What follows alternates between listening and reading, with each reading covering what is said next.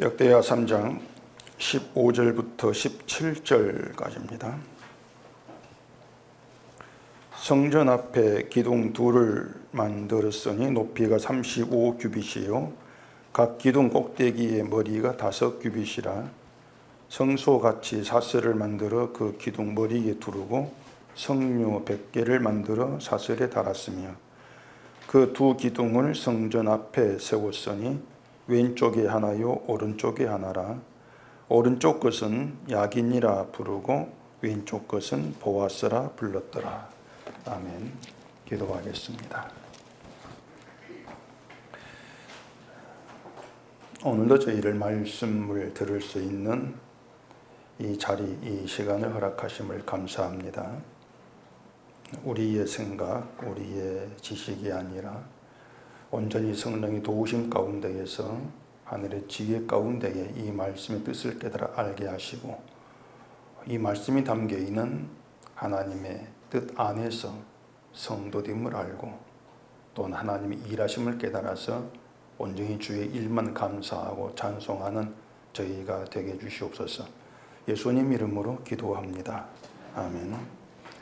오늘 본문은 성전 앞에 기둥 둘을 만들어 세운 그런 내용입니다. 이 기둥의 높이가 35 규빗이고 또 각 기둥 꼭대기에 머리가 있는데 머리 높이가 5 규빗이라 이렇게 얘기되어 있죠. 그러면 기둥 밑에서 꼭대기까지 합하면 40 규빗이 됩니다. 이건 18m가 좀 넘는 그런 높이예요. 아파트 한 6층 높이쯤 되겠나 그렇게 생각하시면 됩니다. 기둥치고는 꽤 높죠. 그런데 특이한 것은 이 기둥 둘에 각각 이름을 지어 불렀다고 하는 겁니다. 오른쪽 기둥은 야긴이고 왼쪽 기둥은 보아스 이렇게 이름을 붙였는데 야긴은 그가 세우신다 이런 뜻이고 보아스는 그에게 능력이 있다. 그의 능력으로 이런 뜻입니다.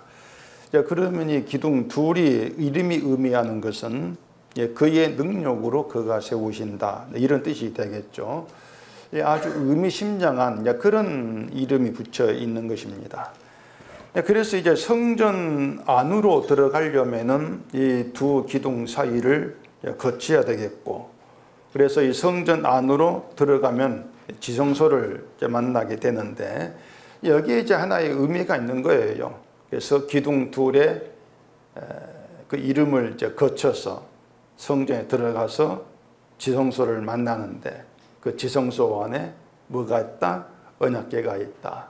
이런 모든 내용들을 통해서 이제 인간이 어떤 존재인가를 나타내고 또 하나님의 구원이 어떤 것인가 이 모든 것을 가르치고 있는 그런 의미가 되어진다는 것입니다. 여기서 지난주에 말씀드린 지성소에 대한 이야기를 잠깐 제가 복습을 할 필요가 있겠습니다. 지성소는 사방에 금으로 되어 있다고 했죠. 그리고 그 공간에 있는 것은 오직 언약궤 하나, 언약궤가 달랑 하나 있다 이렇게 말씀을 드렸습니다. 그리고 언약궤 속에 들어있는 것은 이제 모세의 두 돌판이라고 했었죠. 히브리서에서는 만나를 담은 항아리하고 또 아론 지팡이가 같이 있는 것으로 말을 하는데 이 역대하에서는 모세의 돌판만 있다 이렇게 얘기를 하고 있는 이유는 히브리서에서는 언약궤가 이제 그 언약의 완성을 위한 제 용서 그 의미를 이제 설명을 하고 있는 그런 내용인 반면에 역대하에서는 언약을 하나님이 이루신다 이걸 말하기 위해서 돌판만 들어있다 이렇게 얘기를 했다고 했습니다. 이런 의미에서 언약궤가 있는 지성소를 들어갈 때에 그의 능력으로 그가 세우신다 이런 뜻의 두 기둥을 거쳐야 된다고 하는 걸 생각해 보면은 분명히 기둥은 의미심장한 이제 기둥이라고 할 수가 있다고 하는 거죠. 그 언약궤에 들어있는 돌판이 처음 것이 아니고 두 번째 돌판이라 그랬습니다. 처음 것은 이스라엘이 우상 섬긴 죄로 인해서 깨어졌고 그 돌판을 대신해서 두 번째 돌판을 만들었는데 그 돌판은 이스라엘에게 가지 않고 바로 언약궤로 들어갔다 이렇게 말씀을 드렸습니다.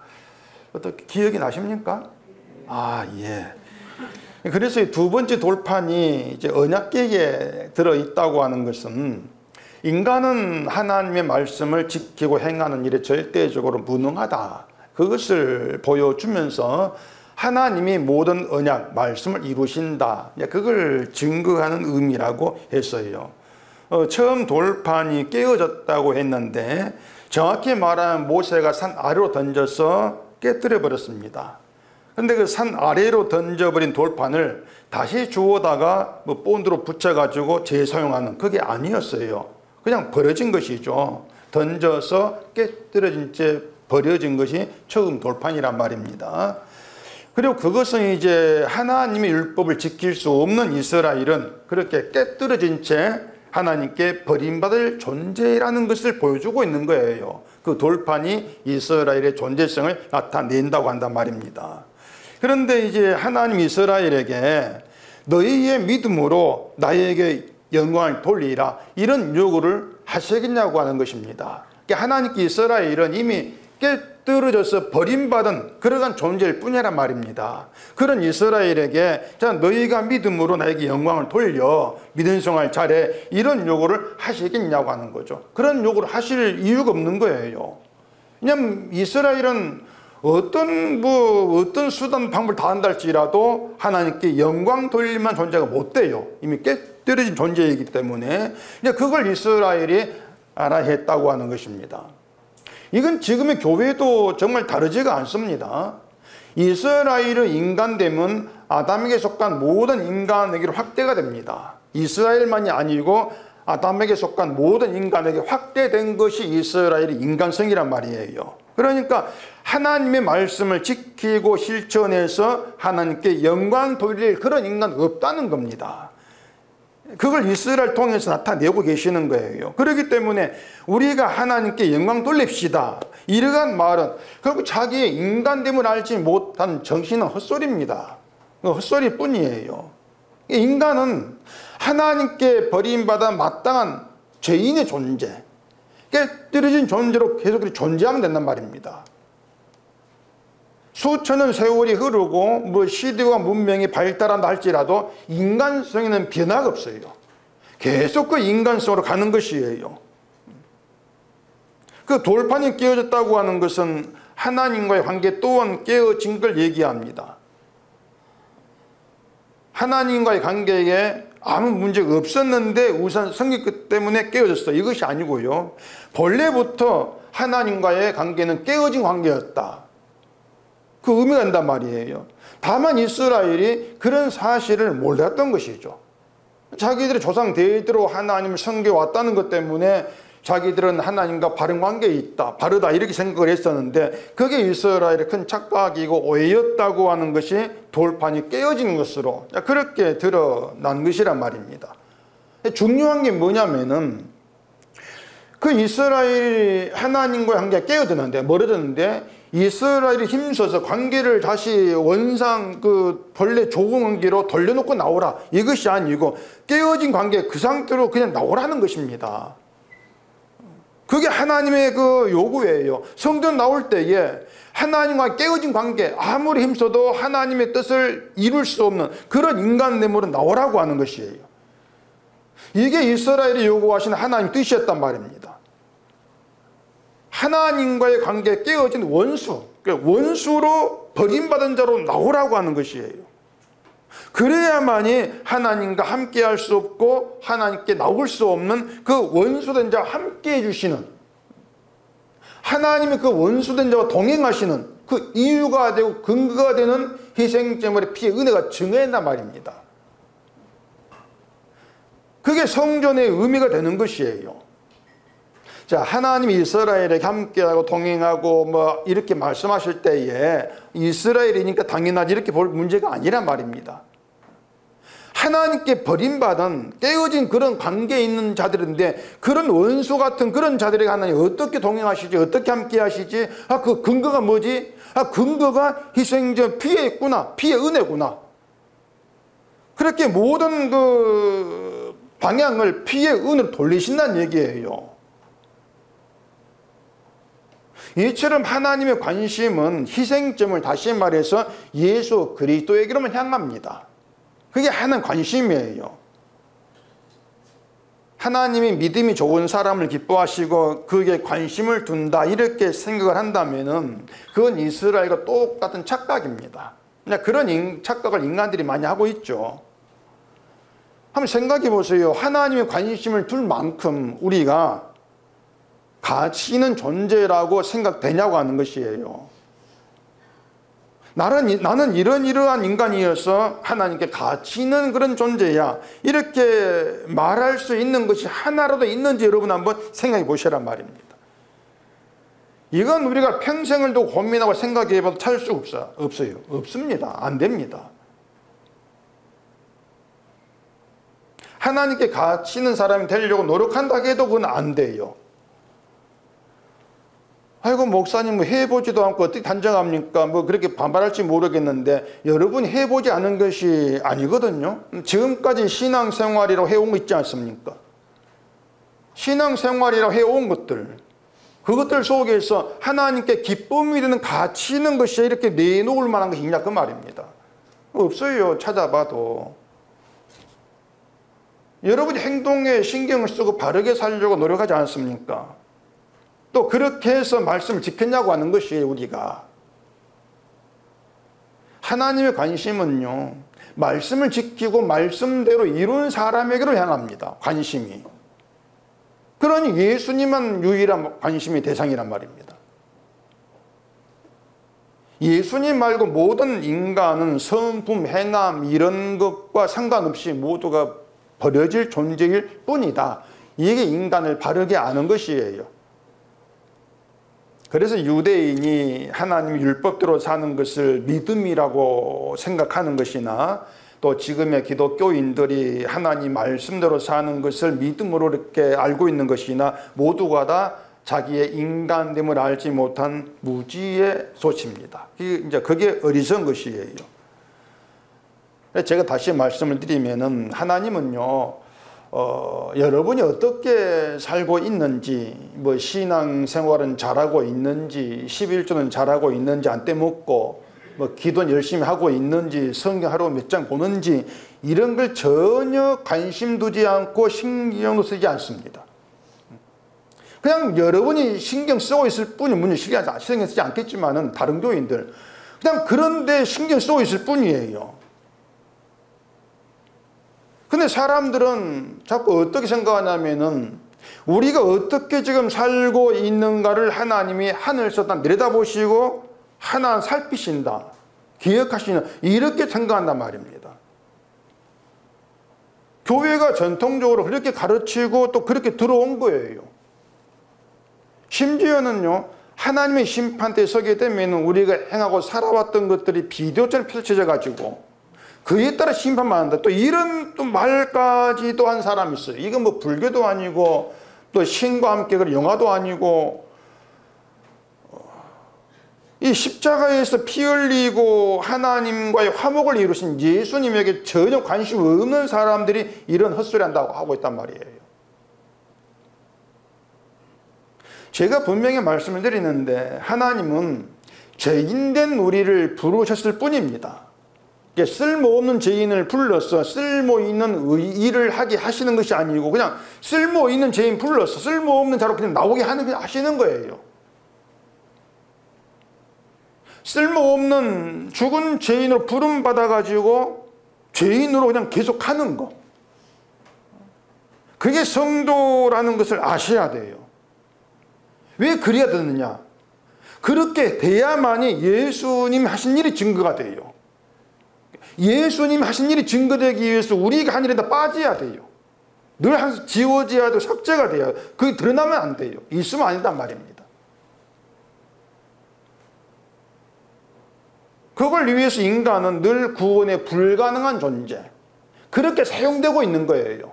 구원에 불가능한 존재로. 근데 이것이 두 기둥이 야긴과 보아스라는 그런 이름으로 성전에 세워진 그런 이유라고 말하셨단 말입니다. 성전 두 기둥은 교회의 기둥 그런 것 아닙니다. 뭐 교회가 장로, 집사, 권사 이런 임시직 할 때 이 본문을 많이 사용을 해요. 그러면서 이제 하나님이 여러분을 교회의 기둥으로 세우셨습니다. 뭐 이렇게 말하기도 하는데, 이제 그런 기둥은 교회를 위해서 이제 뭐 많은 일을 쓸모 있는 직분자가 되라, 이런 뜻이겠죠. 근데 야긴과 보아스의 뜻이 뭐라 그랬습니까? 야긴은 그가 세우신다, 보아스 그의 능력으로, 하나님의 능력으로 하나님이 세우신다, 그런 뜻의 기둥이 양쪽에 세워져 있다면은 그 기둥을 통과하는 사람의 바른 자세는요, 아 그렇구나, 내가 행할 수 있는 건 아무것도 없구나. 하나님이 세우시고 그 능력이 하나님께만 있고, 인간은 아예 말씀하지가 않아요. 개입할 수가 없어요. 그리고 인간은 내가 행할 수 있는 건 아무것도 없다, 그런 자세로 기둥을 통과해 가지고 성도로 들어오라고 말합니다. 하나님께로 나오라고 하는 것이에요. 그게 바른 자세란 말입니다. 성도에. 우리가 이걸 잊으면은 그 믿음이라고 하는 건 나올 수가 없는 거예요. 이것이 살아있지 아니하면은. 오늘 주보의 그 성경 묵상 본문이 이제 그런 내용인데, 누가복음 18장을 한번 찾아보십시다. 누가복음 18장 24절입니다. 예수께서 그를 보시고 이르시되 재물이 있는 자는 하나님의 나라에 들어가기가 얼마나 어려운지, 낙타가 바늘기로 들어가는 것이 부자가 하나님의 나라에 들어가는 것보다 쉬우니라 하시니, 듣는 자들이 이르되 그런 중 누가 구원을 얻을 수 있나이까? 이르시되 무릇 사람이 할 수 없는 것을 하나님은 하실 수 있느니라. 자, 제가 주보에 그 적지 않은 내용을 보충해 가면서 설명을 해드릴게요. 예수님을 찾아온 사람이 내가 무엇을 하여야 영생을 얻으리까? 이렇게 이제 묻습니다.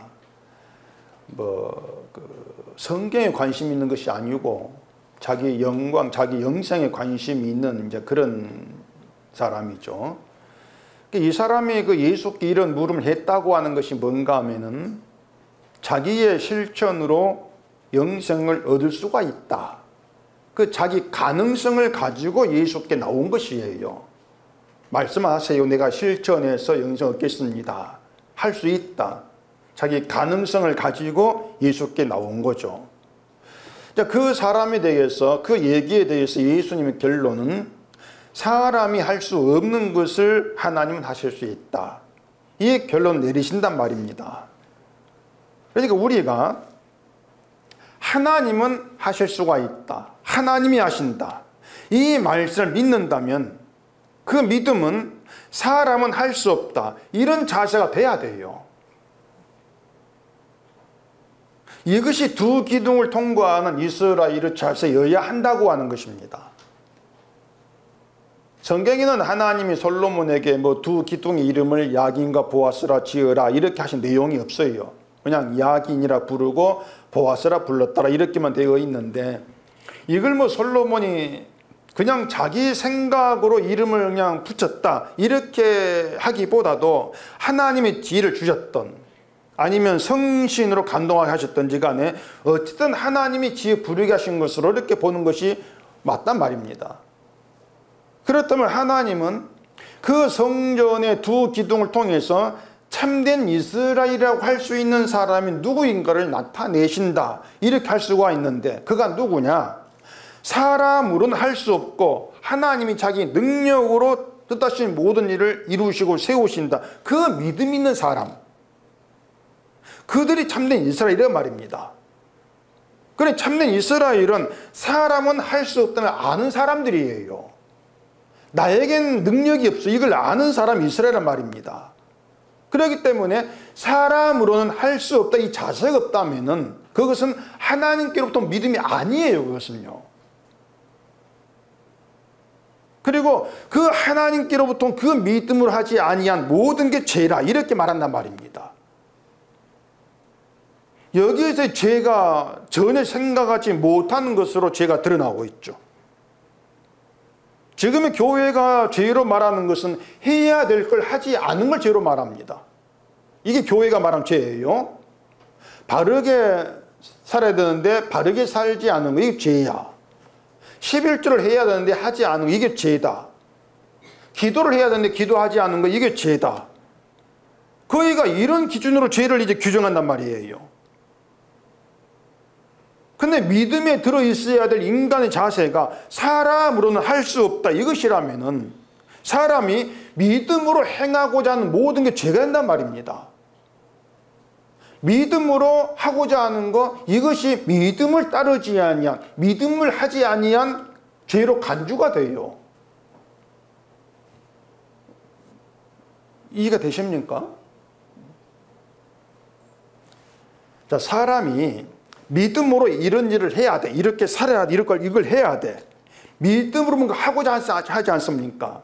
믿음으로 하려고 하는 거, 이것이 믿음으로 하지 않는 죄라 그 말입니다. 이런 믿음, 이런 죄는 성경에 관심 두지 않은 교회로서는 상상도 할 수 없는 죄죠. 이걸 바울의 말로 우리가 좀 생각해 보십시다. 바울의 말, 로마서 14장입니다. 로마서 14장 21절. 고기도 먹지 아니하고 포도주도 마시지 아니하고 무엇이든지 내 형제로 거리끼게 하는 일을 아니함이 아름다우니라. 내게 있는 믿음을 하나님 앞에서 스스로 가지고 있으라. 자기가 옳다 하는 바로 자기를 정죄하지 아니하는 자는 복이 있도다. 의심하고 먹는 자는 정죄되었나니 이는 믿음을 따라 하지 아니하였기 때문이라. 믿음을 따라 하지 아니하는 것은 다 죄니라. 그걸 펴놓고 한번 잘 들여다보세요. 교회에 음식을 구분한 사람이 있습니다. 이건 먹어야 되고 이건 먹지 않아야 되고 구분한단 말이에요. 고린도 교회에 있었던 일처럼 예를 들어 우상에 바쳐진 고기는 먹으면 안 된다, 이렇게 주장하는 사람이 있는가 하면은 우상 아무것도 아니다, 그러니까 거기에 바쳐진 제물도 아무것도 아니야, 그냥 먹으면 돼, 이렇게 주장한 사람이 있단 말이에요. 자, 포도주는 술입니다. 술은 마시면 안 된다, 이렇게 주장한 사람이 있는가 하면은 성경에 술 마시지 마란 말이 없어. 취하지만 않고 마시면 돼, 이렇게 주장한 사람이 있다, 이렇게 보십시다. 이렇게 이제 먹고 마시는 문제를 따지고 구별하는 이런 사람의 문제가 뭐겠냐고 하는 것이에요. 그 문제가 뭐겠습니까? 술 마시면 된다, 마시면 안 된다, 뭐 이렇게 구별하는 이런 사람들의 문제, 그 문제가 뭐겠냐고 하는 거예요. 뭐라고 말이 나오는데 제가 못 들었습니다. 아, 맞습니다. 하여튼 은속계는 이제 제가 하산해도 돼요. 없어도 돼. 이 술을 먹고 안 먹고, 음식을 먹고 안 먹고, 이 문제, 여기에 문제가 뭔가 하면은 서로가 자기를 옳게 여긴다고 하는 거예요. 술 마시면 안 돼, 이렇게 주장하는 사람은 마시지 않는 자기를 옳게 생각한단 말입니다. 그러니까 먹어도 된다고 주장한 쪽이나 먹으면 안 된다 주장한 쪽 모두가 다 자기를 옳다고 생각하는 거예요. 이게 문제란 말입니다. 그러니까 바울은 그걸 지적하고 있는 것이에요. 그래서 하는 말이 뭐냐면은 내게 있는 믿음을 하나님 앞에서 스스로 가지고 있으라는 것입니다. 네 믿음이 아니고 너에게 있는 믿음. 너에게 있는 믿음 뜻이 뭔가 하면은 외부에 주어져서 너에게 있는 믿음, 그 뜻이란 말이에요. 외부에서 하나님께로부터 온 믿음, 그래 너에게 있게 된 믿음, 그 믿음 가지고 있어, 그 뜻이란 말입니다. 자, 그러면은 하나님 주신 믿음이 가지고 있다, 그 의미가 뭐겠어요? 하나님이 준 믿음은 우리를 옳다고 인정하지 않습니다. 하나님이 준 믿음은 언제나 우리를 무가치한 자, 옳지 아니한 죄인으로 그렇게 드러내는 게 하나님 준 믿음이에요. 그 믿음을 가지고 있다면 어떻게 되겠습니까? 그 믿음으로 인해 자기를 어떻게 옳지 않은 자로, 죄인으로 그렇게 드러낼 거란 말이에요. 그게 옳다는 겁니다. 그게 성도라고 하는 것이에요.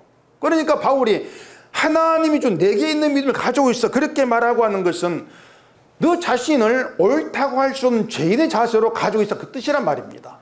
음식을 먹고 안 먹고 이걸 가지고 너를 옳다고 여기지 마라, 그 말이에요. 그건 믿음이 아니다. 그걸 바울이 말하고 있는 것이죠. 그러면서 자기가 옳다 하는 바로 자기를 정지하지 아니한 자가 복이 있다. 이렇게 말하고 있지 않습니까? 무슨 뜻인가 하면은 믿음이 있는 사람은 그 믿음은 자기를 옳다 옳지 않다 이렇게 구별하지 않는단 말이에요. 아예 죄인이기 때문에 나를 구별할 필요가 없다고 하는 것입니다. 그냥 저주받는 것이 맞아요. 그냥 저주받을 죄인일 뿐이고 그냥 죄인으로 있으면 되는 것인데 내가 옳은가 내가 옳지 아니하는가 자꾸 자기를 돌아보는 것은 그건 결국 믿음이 아닌 거랑 뜻이 되는 것이죠. 의심하고 먹는 년 정죄되었다고 하죠. 야, 이걸 먹어도 될까? 의심이 되면 안 먹으면 된단 말입니다. 근데 먹는 이유가 뭐겠습니까? 의심이 있는데 대세를 따라가는 거예요. 믿음이 있다면 먹는 걸 가리면 안 되지. 그렇게 주장하는 사람이 많다 합시다. 대부분이 그렇게 주장해 놨을 때에 그것이 믿음이라는 것을 분에 기울어져요. 그러면은 나도 믿음이 있다를 보이기 위해서 먹어요. 의심이 되는데 자기를 보이기 위해서. 바울은 그걸 두고 정죄되었다 이렇게 말합니다. 의심이 있는데 먹은 게 죄가 아니라 자기를 옳게 보이려고 하는 게 죄라 그 말입니다. 이해가 되시겠죠? 자신을 바른 믿음이 있는 정당한 사람으로 나타내기 위해서 인정받기 위해서 먹은 것이 믿음을 따라하지 아니한 것이다. 반대로 믿음을 따라한 것이 뭐냐? 그것은 죄인에 잃지 않고 유지하는 것이다.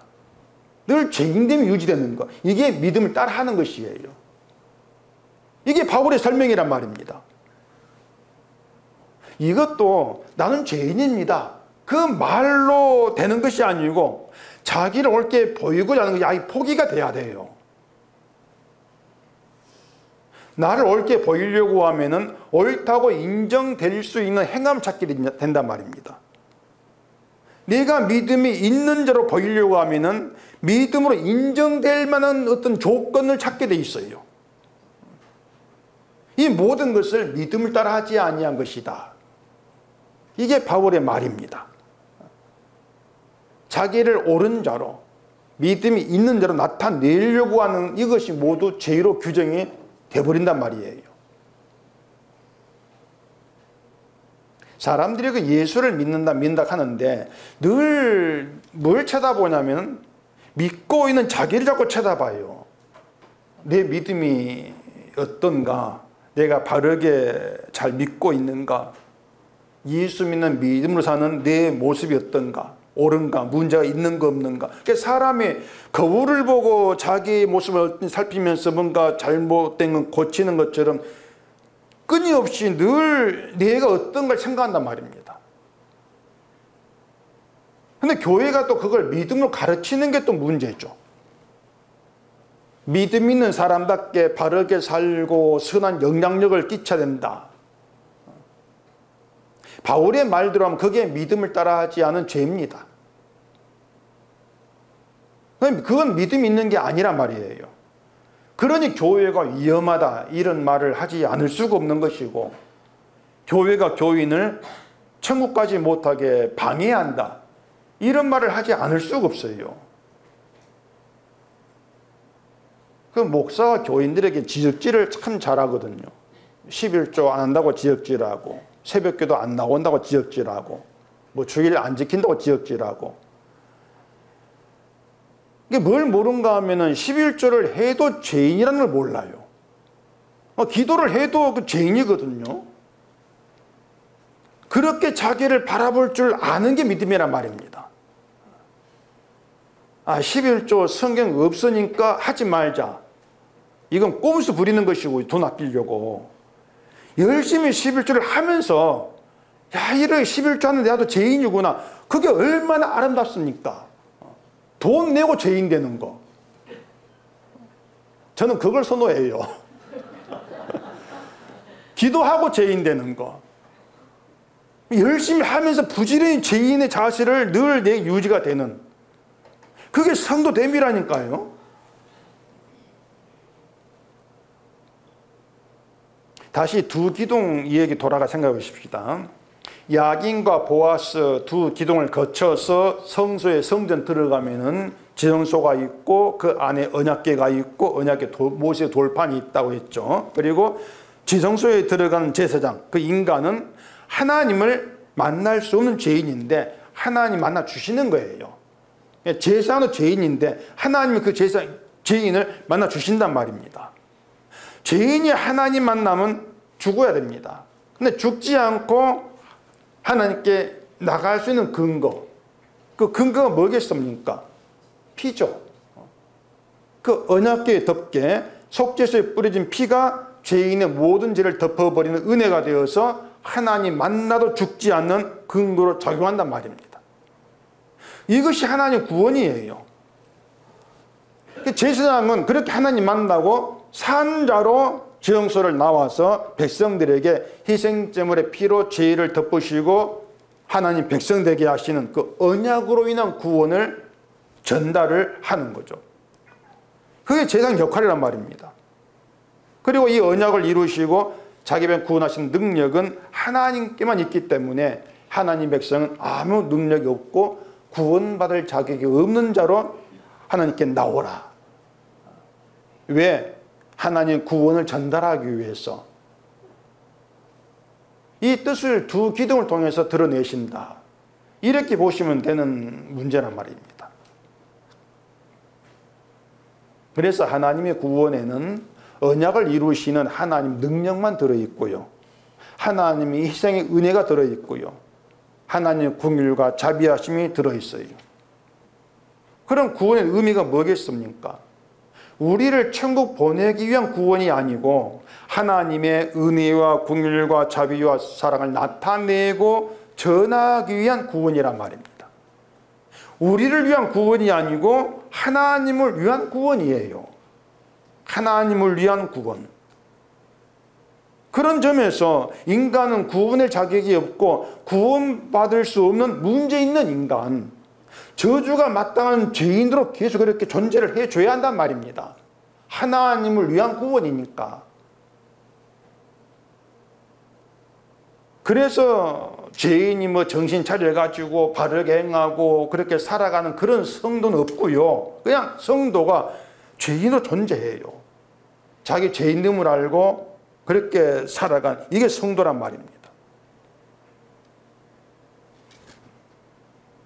그 예수님이 낙타가 바늘기로 들어가는 것이 부자가 하나님 나라에 들어가는 것보다 쉽다 이렇게 말씀했지 않습니까? 그 예수님을 찾아온 부자가 재물이 많은 사람이긴 한데 그 많다는 것이 이제 어느 정도인 우리가 알 수가 없지 않습니까? 예수님이 말씀한 부자라고 하는 것이 이걸 재물의 정도를 따져가지고 판별하려면은 부자와 부자 아닌 자를 나눌 기준이 있어야 돼요. 뭐 재산세가 얼마 나오면 부자다 이런 식으로. 근데 성경에는 그런 기준이 없어요. 그런데 그 예수를 찾아온 부자를 통해서 드러나는 게 하나 있습니다. 그게 뭐냐면 재물이 많다고 하는 것을 하나님의 축복으로 생각했을 때 나오는 문제예요. 유대교 신앙인 지금도 교회도 마찬가지지만 재물이 많은 것을 하나님의 은혜, 복으로 간주합니다. 난 재물 많아. 나는 하나님의 축복을 받았어. 은혜를 받았어. 사랑을 받았어. 이렇게 자기를 생각한다면은 그것을 나와 하나님 관계는 바르다. 내 믿음 문제가 없어. 이렇게 안다는 것이고, 그럼 그건 자기를 구원받을 자기 있는 대로 본다. 그 뜻인단 말입니다. 주보에 써놨지만은 이게 유대교였고 지금 교회의 종교 세계예요. 내가 잘 되는 거, 내가 부자 되는 거, 이걸 복받은 증거로 여긴다고 하는 것이에요. 복을 받았으니까 구원도 받는 게 마땅하지. 그런 자세로 나온 게 이 부자 청년이란 말입니다. 그래서 이 사람이 선생님 내가 뭘 하여야 영생을 얻을 수 있겠습니까? 이렇게 질문한 것도 말씀드린 것처럼 내가 알려주면 다 하게 할 수 있다. 내가 해서 내 구원 확고하게 다지겠다. 이런 태도였단 말이에요. 결국 예수님 말씀은 재물이 많은 부자이기 때문에 천국 못 가. 그 뜻이 아니고요. 재물이 많고 적은 걸 떠나서 그 재물 많다는 것 때문에 자기를 복받은 자로 알고 자기를 그렇게 여기는 것, 그 자세가, 그런 인간성으로는 천국에 못 들어간다. 그걸 말씀하신 거란 말입니다. 재물 많다는 걸 가지고 나 복 받았어. 그렇게 자기를 믿음 있고 옳은 자로 여기는 그런 인간성으로 천국 들어가는 것은 낙타가 바늘기로 들어가는 것이 더 쉬운 것이야. 그 얘기를 하신 거예요. 낙타가 바늘기로 들어간다고 하는 것은 우리 생각에는 있을 수 없는 비현실적인 일이지 않습니까? 그렇잖아요. 비현실이에요. 그것처럼 부자가 천국에 들어가는 것도 있을 수 없는 비현실의 일로 그렇게 말씀을 하신 것이에요. 다시 말해서 인간이 하나님 나라에 들어간다고 하는 건 도무지 가능성이 없는 비현실적인 일이다. 그 얘기를 하신 것입니다. 그런데 구원이 이루어졌다. 그렇다는 것은 비현실적인 일이 도무지 있을 수 없는 비현실의 일이 현실이 된 것이에요. 그게 십자가란 말입니다. 그래서 십자가로 이루어지고 드러난 진짜 현실은 구원될 수 없는 인간을 예수님이 자기의 피로 그 죄를 다 덮으시고 죄 없는 의로운 자로 만드셔서 천국 백성이 되게 했다. 이게 바로 비현실이 현실로 이루어진 얘기란 말입니다. 그게 십자가예요. 그러면 그런 십자가에서 진짜 비현실은 뭐겠는가? 열심히 믿고 바치고 봉사하면 복받고 구원받는다. 이게 비현실이에요. 그런 일이 있을 수 없어요. 그러니까 지금의 교회가 말하는 것들 하나하나가 현실이 아닙니다. 뭐 11점에 하나님 100배로 아프신다. 현실이 아니에요. 절대로 일어날 수 없는 비현실의 일을 교회가 얘기하고 있는 것이죠. 마치 현실인 것처럼. 결국에 사람들은 늘 어떤 자기 종교 세계에 빠져가지고 비현실적인 일을 꿈꾸면서 망상 속에서 교회를 다니고 있는 것입니다. 속고 있는 거예요. 욥의 친구들이 욥을 비난하고 충고를 한다고 했는데 그 충고한 내용들을 보면 하나같이 비현실한 것들입니다. 현실이 아니에요. 죄를 지었으니까 하나님 늘 징계하신 것이지. 하나님은 그렇게 일하지 않거든요. 욥은 지금 하나님이 다루고 계신단 말입니다. 하나님이 욥을 다루시는 것은 죄를 지었기 때문에 정신 차리기 위해서 죄 안 지게 하는 그런 일이 아니었어요. 욥으로 하여금 자기 인간됨을 알게 하는 게 하나님이 다루심했단 말이에요. 그 1장에서 욥이 죄를 짓지 않으려고 예를 쓰면서 그걸 자기의 옳음으로 그렇게 간주했던 것들이 어리석은 무지의 소치였다. 그게 죄였다. 이걸 알게 하는 게 하나님의 일이었습니다. 그게 욥의 현실이에요. 아, 내가 뭘 해도 옳은 자가 아니었구나. 이걸 아는 거. 하나님의 성도를 그렇게 다루신단 말입니다. 그러니까 어떤 것으로 우리를 옳은 자로 나오지 못하도록 하시는 것이 하나님의 일하심이란 말이에요. 그게 우리 현실이에요. 그렇게 살아가는 게. 성도를 성전이라고 하죠. 그렇다면 성전된 성도에게는 야긴과 보아스 그 두 기둥의 의미가 살아있어야 돼요. 그게 진짜 성전이죠. 사람으로는 할 수 있는 건 아무것도 없다. 하나님이 세우시고 능력은 하나님께만 있다. 그 정신이 새겨진 그게 성전이란 말입니다. 성전된 성도.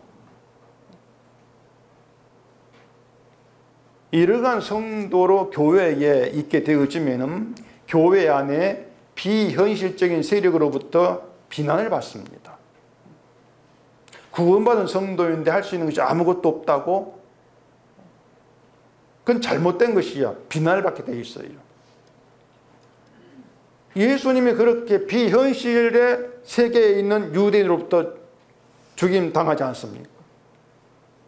예수님 말씀 진짜 현실이었어요. 근데 그 현실이 유대인이 안 믿기니까 예수를 배척을 하고 십자가 못 박은 거죠. 그게 세상의 모습이란 말입니다. 그래서 사람들은 하나같이 현실을 알지 못하기 때문에 늘 비현실 속에서 자기 힘으로 뭔가 행해서 이루고자 하는 것, 늘 거기에 파묻혀 살아가요. 근데 인간이 행해가지고 이루어지는 그런 일은 없지 않습니까? 그러니 비현실 이렇게 말한단 말입니다. 우리가 생각해야 될 것은 십자가란 참된 현실이 우리가 바라고 살아가는 비현실을 무너뜨린다고 하는 것입니다. 그걸 우리가 알아야 돼요. 우리가 잘해가 복받는 그런 현실은 없다. 그게 비현실이라고 하는 것을 십자가 드러낸다. 이게 이제 구약의 성전도 다르지가 않은 것입니다. 성전을 짓고 뭐 성전에 나가서 열심히 제사하면은 하나님께서 복을 주신다, 이런 이스라엘의 비현실적인 생각을 무너뜨리기 위해서 하나님이 성전 지으라 이렇게 하신 것이에요. 짓기 위해서 무너뜨려 버리시는 거. 그래 이스라엘은 그렇게 무너지는 과정을 통해서 백성이 되어지는 겁니다. 에레미야서 52장을 봐보십시다. 에레미야 52장 9절입니다. 그들이 왕을 사로잡아 그를 하맛 땅 리블라에 있는 바벨론 왕에게로 끌고 가매 그가 시드기야를 신문하니라. 바벨론 왕이 시드기야의 아들들을 그의 눈앞에서 죽이고 또 리블라에서 유다의 모든 고관을 죽이며 시드기야의 두 눈을 빼고 노사슬로 그를 결박하여 바벨론 왕이 그를 바벨론을 끌고 가서 그가 죽는 날까지 옥에 가두었더라. 이걸 보면은요, 그 비극도 이런 비극이 없습니다. 이건 정말 뭐 나라가 남아있는 것이 없을 정도로 박살이 납니다. 시드기야가 유다 왕인데 두 눈이 뽑히고 결박당해서 포로가 되어 끌려가고 그 아들들 고관들 다 죽임을 당하고 성전은 왕궁 다 불태워지고 예루살렘에 있는 모든 백성들 집까지 다 불에 다 사라지고 이런 내용이란 말입니다. 근데 그 52장이 에레미야 마지막 장이거든요. 그 마지막 장이 또 마지막이 어떻게 되어 있냐면은 바벨론 왕이 유다 왕 요야긴을 감옥에서 풀어주고 왕이 앞에서 먹게 하면서 죽는 날까지 대접받다. 이렇게 끝나요. 그러니까 마지막 내용 보면은 뭔가 유다 백성들에게 뭔가 희망을 갖게 하는 그런 내용이 없어요. 완전히 바벨론 그냥 그 나라가 되어가지고 고통받고 그렇게 끝난단 말입니다. 그러면 다시 에레미야 1장 가보십시다. 에레미야 1장 18절입니다. 보라 내가 오늘 너를 그 온 땅과 유다 왕들과 그 지도자들과 그 제사장들과 그 땅 백성 앞에 견고한 성읍 쇠기둥 노선벽이 되게 하였은즉 그들이 너를 치나 너를 이기지 못하리니 이는 내가 너와 함께하여 너를 구원할 것임이니라 여호와의 말이니라. 하나님이 에레미야를 구원하시겠다 이 내용으로 에레미야서가 시작을 하고 있습니다. 근데 이상한 것은 에레미야를 구원하시겠다고 하면서 에레미야를 선지자 되게 해가지고 사주로 보낸단 말이에요. 백성들에 가가지고 심판을 선포하게 한단 말입니다. 그래 백성들이 이 에레미야를 아주 죽이려 있지 않습니까? 그게 무슨 구원이냔 말이에요. 에레미야를 구원하시려면은 아예 선지자 세우지 말고 보내지 않아야 돼요. 그래야 그것이 우리가 생각하는 구원이 되지 않겠습니까? 그런데 성경은요, 어느 한 사람 개인을 구원하는 이야기가 아니에요. 에레미야를 통해서 유다에게 하나님의 구원이 무엇인가를 전달하신다. 이렇게 봐야 될 문제란 말입니다. 그런 점에서 에레미야서가 1장은 구원의 얘기를 시작했어. 마지막 장은 아주 비극의 비극으로 끝난다. 이걸 우리가 어떻게 연결해가지고 이해를 해야 되겠냐 말입니다. 분명히 구원 얘기가 나왔는데 끝난 건 비극으로 끝나고 있단 말이에요. 우리가 하나님 믿는 성도로 살아갑니다. 하나님께서 우리를 부르셨다, 예수 있게 했다, 이렇게 말씀하는데, 근데 우리 인생은 늘 흔들리고 아프고 고통받고 눈물 나오고 이렇게 끌려간다고 했을 때, 우리를 성도로 부르신 것은 뭐고, 구원은 뭐고, 믿음 뭐고, 우리 헷갈리지 않을 수가 없단 말이에요. 그러니까 그런 문제를 유다의 일을 통해서 우리가 좀 찾아볼 필요가 있다고 하는 것이죠. 유다 사람들은요, 하나님의 구원이라고 하는 것이 자기들이 어떻게 하는가에 따라 달렸다, 이렇게 생각했습니다. 이건 지금 기독교도 마찬가지죠. 우리가 어떻게 하는가에 따라서 복과 구원이 결정된다, 이리 알고 있단 말이에요. 이건 인간의 기본 상식으로 되어 있어요. 성전은 그렇게 생각을 하죠. 성전이 있으니까 성전 나와가지고 우리가 제사하고 어떻게 하는 따라서 우리 복이 구원이 결정돼. 근데 하나님이 그런 유다를 완전히 부숴버림으로 인해서, 성전이고 왕궁이 뭔지 완전히 부숴버림으로 인해서 유다가 하나님에 대해 알았던 것이 몽땅 다 망상이었다, 이걸 드러내고 있단 말입니다. 그게 하나님의 일하심이에요. 그래서 에레미야의 마지막에 마치 아무 희망도 없는 것처럼 끝나는 것도 뭔가 하면은, 그런 일들이 결국 하나님의 구원이 한치 어긋남이 없이 시행되고 있다, 이걸 나타내고 있단 말입니다. 만약에 에레미야의 마지막이 어떤 희망적인 얘기로 하나님이 뭐 천사를 보내가지고 이스라엘 도와가지고 어떻게 바빌론 풀을 나오고 이런 어떤 예언으로 끝난다, 그렇다면 유다는 결국은 또 자기에게 희망을 주게 되겠죠. 역시 하나 우리 편이구나, 이렇게 나오게 되겠죠. 근데 하나님은 이스라엘의 그런 망상을 자꾸 깨뜨리고 있는 거예요. 깨뜨리면서 마지막까지 너희들은 나에게 아무 가치가 없는 자야, 이걸 좀 알라, 그것입니다. 너희는 결국 내 앞에 죄인밖에 안 돼. 이걸 드러내고 계신다고 하는 것이에요. 사람들이 교회 가는 이유가 뭔가 생각해 보세요. 교회 가는 이유는 복이든 구원, 자기 미래를 위한 것입니다. 하나같이. 믿음도 자기 미래를 보장받기 위한 것으로 이렇게 이제 받아들이지 않습니까? 그렇기 때문에 사람이 집중하는 것은 늘 믿음으로 뭘 해야 될까, 자꾸 여기에 집중을 하고 있는 것이에요. 그런데 십자가로 드러난 현실은 누구도 복받을 자격이 없고 천국에 들어갈 인간도 없다는 겁니다.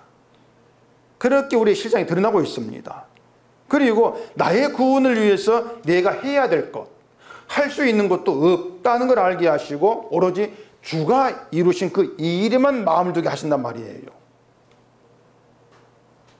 이것이 우리를 천국 백성으로 만드시기 위한 하나님 작업이란 말입니다. 십자가는 우리가 예수의 피로 인해서 죄가 용서되면서 죄 없는 자로 구원받았다, 그 주가 이루신 현실을 나타내고 있습니다. 따라서 성도는 십자가, 그 현실 안에서 주가 행하신 그 일만 생각하고 그 주의 일에 대해서 감사와 기쁨으로 반응하면 돼요. 그게 성도란 말입니다. 나 같은 자가 구원받는 것은 낙타가 바늘기로 들어가는 것보다 더 말이 안 된다. 그런데 그런 말이 안 되는 일이, 그 구원이 예수님이 피로 인해서 나에게 이루어졌다. 그 말도 안 되는 구원을 나타내는 게 성도란 말입니다. 다시 말하지만 여러분의 구원이라고 하는 건 말도 안 되는 얘기예요. 정말 말도 안 되는 일이 여러분께 일어난 것이란 말입니다. 때문에 성도는 그 말도 안 되는 구원으로 인해 감사하면서 그 주의 일을 나타내고 증거하는 그런 역할을 위해, 그 일을 위해서 구원받을 자기 가치 없는 자 존재를 해줘야 돼요. 나의 옳음을 돌아볼 자가 아니란 말입니다.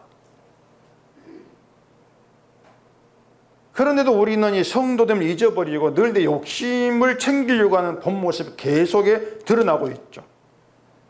그런 우리를 하나님이 어떻게 다루실까 생각이 오면 답이 나와요. 유다처럼 그렇게 우리를 다루시는 것입니다.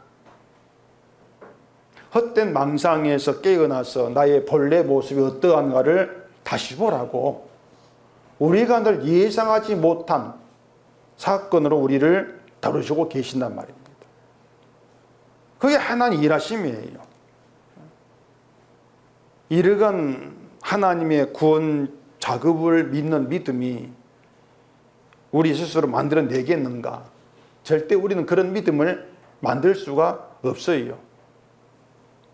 그래서 믿음이 어떠한 것인가를 알게 되어지면 내 믿음은 믿음이 아닌 것으로 부인하게 되죠. 그러면 내가 믿음으로 살았다, 이 모든 거 다 흙으로 드러나지 않겠습니까? 아, 나는 믿음으로 산 적이 없구나, 그렇게 자기를 볼 수밖에 없는 거예요. 그러니까 그런 과정을 거치면서 사람으로는 안 된다, 나의 구원, 이건 뭐 낙타가 바늘기로 들어가는 것보다 어려운 말도 안 되는 것이야, 그렇게 생각이 되어졌을 때에 그 구원을 주께 해서 자기의 피로 죽음으로 이루셨고 나에게 베푸셨다, 그 내막에 들어가게 되어지면 우리에게 남는 것은 감사밖에 없습니다.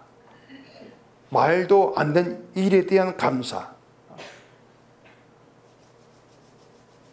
이것이 삶에 반복되고 있는 사람이 성도인 것이죠. 그래서 너도 나도 이 사람 저 사람 다 꿈꾸고 살아가는 그런 비현실, 그거 말고요, 예수의 피로 이루어진 십자가란 참된 현실에서 하나님의 사랑, 주의 은혜에 감사하는 성도, 그 성도 되면 우리 마음이 늘 향해 상할 수 있어야 돼요. 그걸 위해서 하나님이 살기 위한 모든 하루하루의 삶 속에서 정말 우리가 어떠한 자인가, 구원될 자격이 나에게 있는가, 그런 점들을 돌아보시면서 아무 자격이 없는 그런 자로 주 앞에 한번 나와 보세요. 그러면 십자가 구원이라고 하는 것은 말도 안 되는 사건이다, 그 비현실의 사건이 나에게 현실로 이루어졌다, 오직 그것 때문에 감사가 될 겁니다. 그 감사 여러분께 다가와지고 그 감사 때문에 오직 성도됨이 기쁨이 되어지는 그런 우리가 되기를 바랍니다. 기도하겠습니다. 우리 아버지 하나님, 말씀을 펴놓고 우리를 돌아보면은 우리가 옳다, 믿음이 있다 할 것이 아무것도 없고 오로지 하나님께 깨뜨려질 버림받아 마땅한 가증 존재이고 죄인으로 드러날 뿐입니다. 그 죄인된 가운데에서 말도 안 되는 구원이 어떻게 나에게 이루어졌는지 그 내막을 십자가에서 낱낱이 깨달아 알게 하시고 주의 피로 이루어진 그 구원의 감사가 되고 주님의 일이 기쁨이 되어지는 저희가 되게 해주시옵소서. 예수님 이름으로 기도합니다. 아멘.